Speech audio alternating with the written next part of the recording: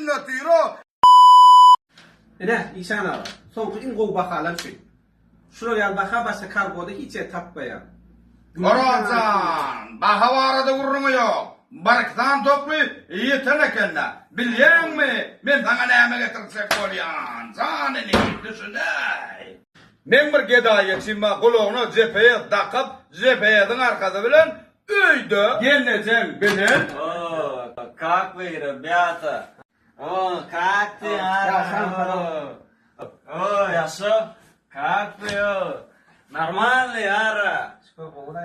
Alım, bana var olsun, ıkcam kargo, in amat, duk bakadan, getirip berya deydiler da, bana da Oracan, konuşuyor. yankın iyidini neyle Yo, ağamdan, gayrat edaydı o, volyan olsa, var in amatlı bakadan.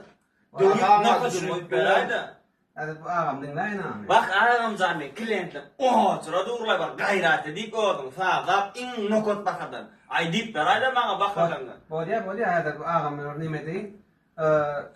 İçan akin beşim karış dostumda ben gowy baha çıkarıp bereyim men hadi. Senkiden anlatmak namı öyle sen Yo, ağam gayrat edo, in nokot Bolya, bakadan. Yas telefesiler için, ara o, yasso, как ты, нормальный, Ара. Böyle üzümlü. Haydi bile böyle çok eder. Kliyende durma. Narman var. Bakar var. Mor. Neme. Bunun nedir o? Akşam kargo. Sıradın avazıp verdin no. Aparatör tut. Şu bağların yükünün 50%'ini akşam kargo getirip veriyor.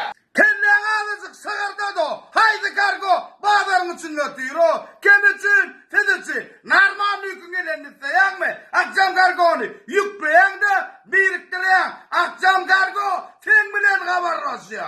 Ağın köpeğelim. Düşündün mü? Narman mı? Bolya mı?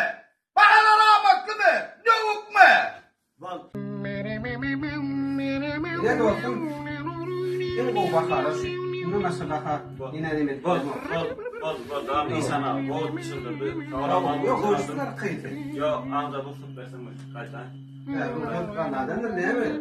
Saat ofçeli. Yo, amca. Kaç tane amca? Bolya İşan abi. Oğlum tavada sütür. Bolya. İşan abi ne oldu? Haydi. Oldum. Ya dinlara. Bilsene. İzanağa. Kargonu yüreğine falanlar. Terbiyesini uğrun gitti mi? Diyesi bile sakasın. Şudur. Devana sana Allahu Akber'dir o. İni ömürüm oldum. Yengene masakta karası Kur'an'dır o. Şu cepheli bir haftan çıkar. Ne bu markletler geliyor. Niye geri geldin ama? Yüreğim oldum. Allah gitse verdin o.